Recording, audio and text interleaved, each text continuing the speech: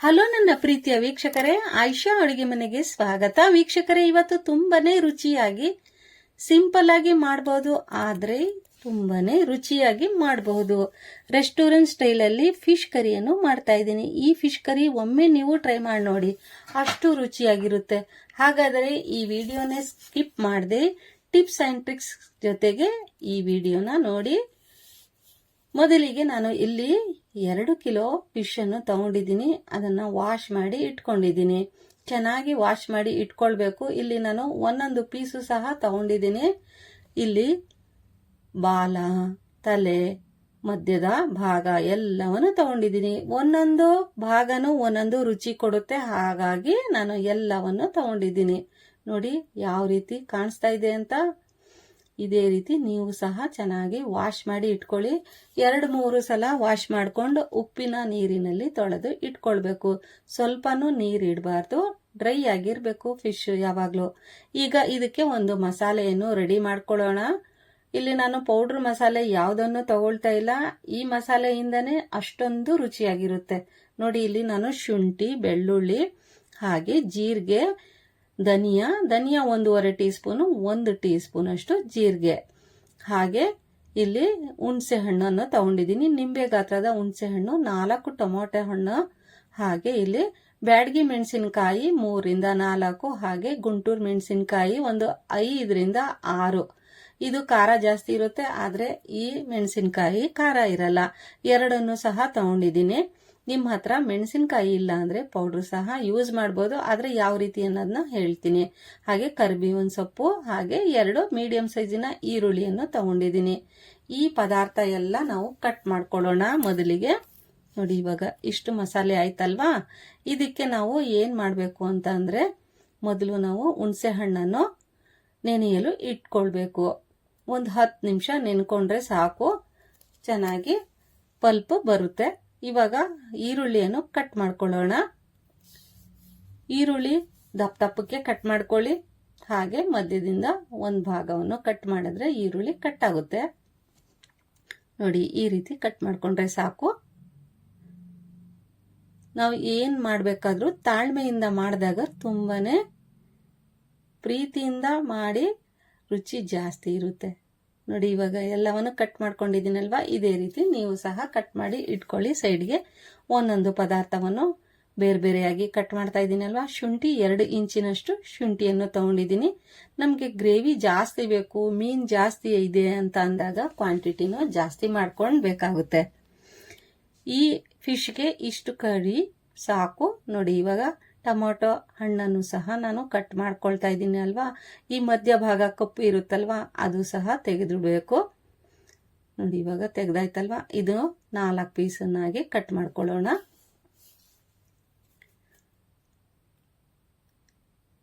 ಎಲ್ಲ tomato cut ಮಾಡ್ಕೊಂಡು, tomato ಹುಳಿ ಇದ್ರೆ ಸ್ವಲ್ಪ ಕಡಿಮೆ ತಗೊಳ್ಳಿ, ಅಥವಾ ಜಾಮೂನ್ ಟೊಮೊಟೊ ಹಣ್ಣನ್ನು ಯಾವಾಗಲೂ ಮೀನ್ ಸಾರಿಗೆ ತಗೊಳಕ್ ಹೋಗ್ಬೇಡಿ, ಇಲ್ಲದಿದ್ರೆ ಸಿಹಿ ಆಗೋಗುತ್ತೆ. ನೋಡಿ, ಇವಾಗ ಕಟ್ ಮಾಡಾಯ್ತಲ್ವಾ. ಇದು ಕಟ್ ಮಾಡಾದ್ಮೇಲೆ ಒಂದು ಪ್ಲೇಟಿಗೆ ತೆಗೆದು ಇಟ್ಕೊಳ್ಳೋಣ.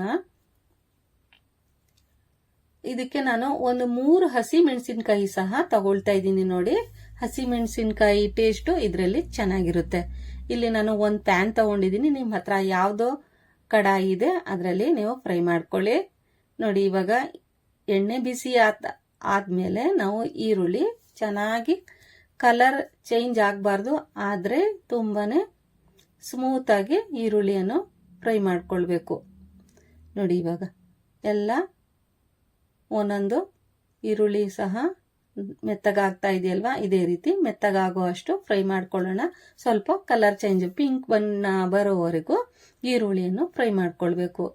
ಈರುಳ್ಳಿ ಫ್ರೈ ಮಾಡಬೇಕಾದ್ರೆ ಒಂದು ಸ್ವಲ್ಪ ಜಾಸ್ತಿ ಟೈಮ್ ತಗೊಳ್ಳುತ್ತೆ. ಆಮೇಲೆ ಸ್ವಲ್ಪ ಟೈಮೇಲೆ ಎಲ್ಲ ಮಸಾಲೆ ಎಲ್ಲ ಹುರ್ಕೊಳ್ಬಹುದು.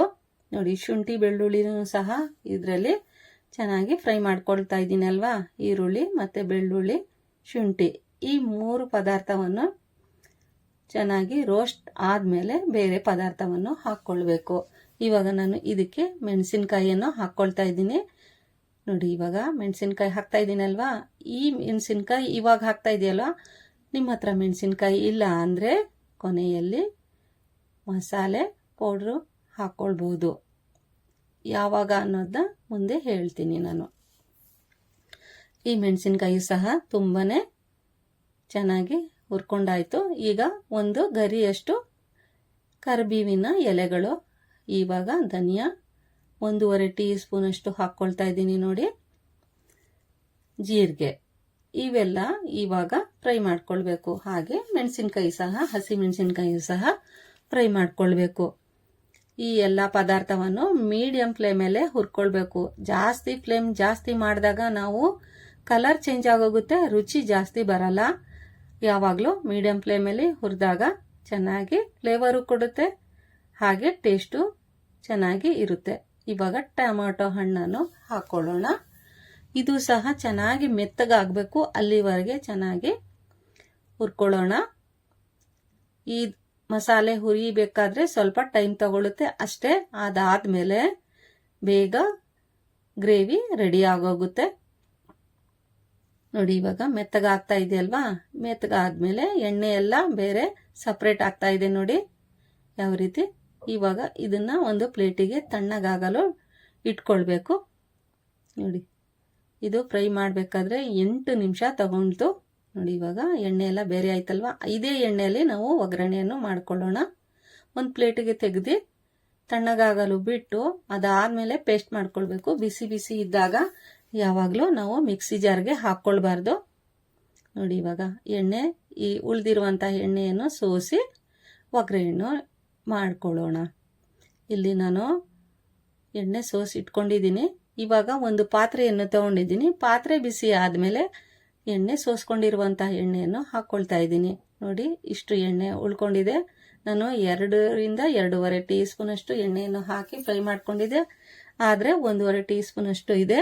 ಇದಕ್ಕೆ ಸ್ವಲ್ಪ ಬೇರೆ ಎಣ್ಣೆ ಹಾಕಿ ಸ್ವಲ್ಪ ನಾನು ಇಲ್ಲಿ ಮೆಂತೆ ಕಾಳನ್ನು ಹಾಕ್ಕೊಂಡಿದ್ದೀನಲ್ವಾ, ಚಟಪಟ ಅನ್ನೋವರೆಗೂ ಮೆಂತೆಯನ್ನು ಹಾಕ್ಕೊಂಡು ಕರಿಬೇವಿನ ಎಲೆಯನ್ನು ಹಾಕಿ ಚೆನ್ನಾಗಿ ಫ್ರೈ ಮಾಡ್ಕೊಳ್ಳೋಣ ನೋಡಿ. ಇವಾಗ ಮಸಾಲೆ ಪೇಸ್ಟ್ ಮಾಡ್ಕೊಂಡಿರುವಂತಹ ಪೇಸ್ಟನ್ನು ಇದಕ್ಕೆ ಸೇರಿಸಿ ಒಂದು 3ರಿಂದ 4 ನಿಮಿಷ ಚೆನ್ನಾಗಿ ಫ್ರೈ ಮಾಡ್ಕೊಳ್ಬೇಕು.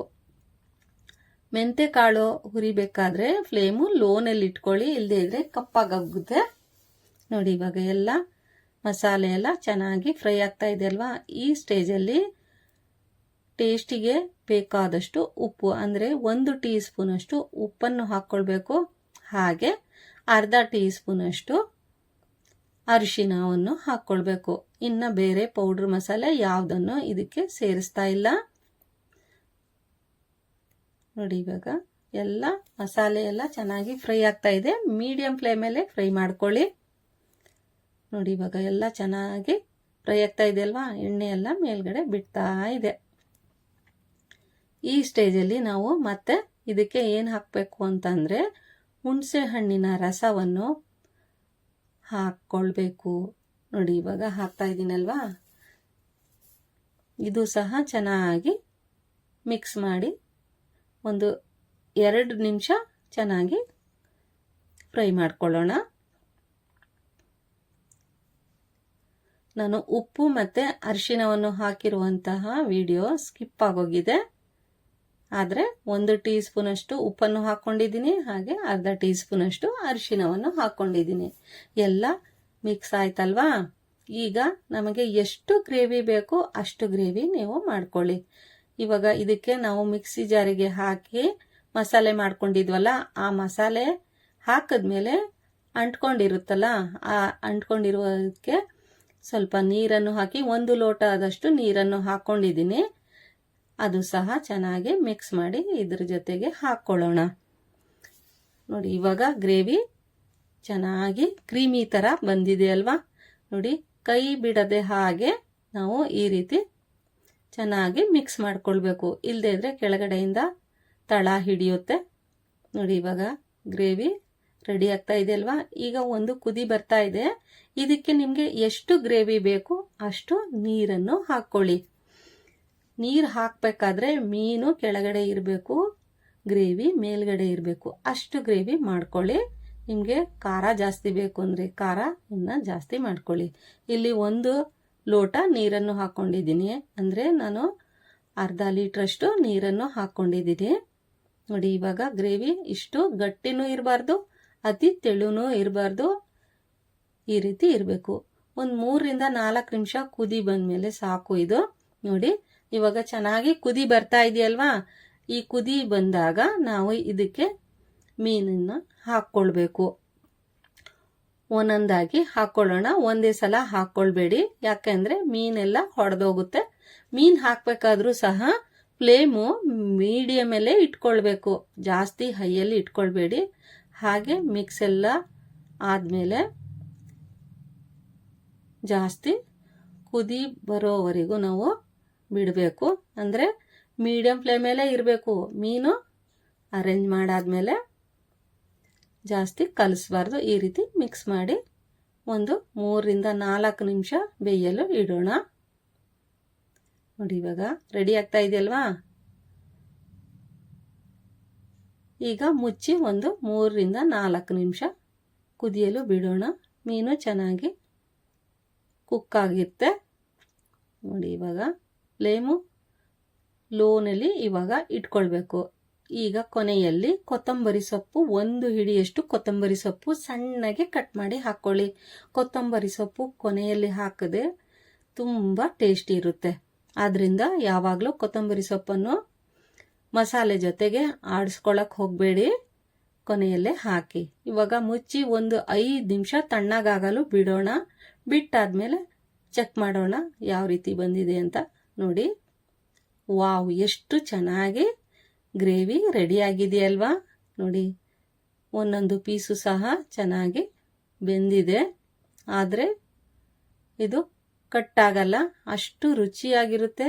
ನಿಮಗೆ ಯಾವ ಮೀನು ಇಷ್ಟ ಆ ಮೀನಿನಲ್ಲೇ ಈ ಗ್ರೇವಿಯನ್ನು ಮಾಡಿ ಮುದ್ದೆ ಜೊತೆಗೆ, ಅನ್ನದ ಜೊತೆಗೆ, ಹಾಗೆ ಪರಾಟ, ರೊಟ್ಟಿ ಯಾವುದಕ್ಕೂ ಬೇಕಾದರೂ ಈ ಕಾಂಬಿನೇಷನ್ ತುಂಬ ಚೆನ್ನಾಗಿರುತ್ತೆ. ವೀಕ್ಷಕರೇ, ಈ ವಿಡಿಯೋ ಇಷ್ಟ ಆಯ್ತಲ್ವಾ?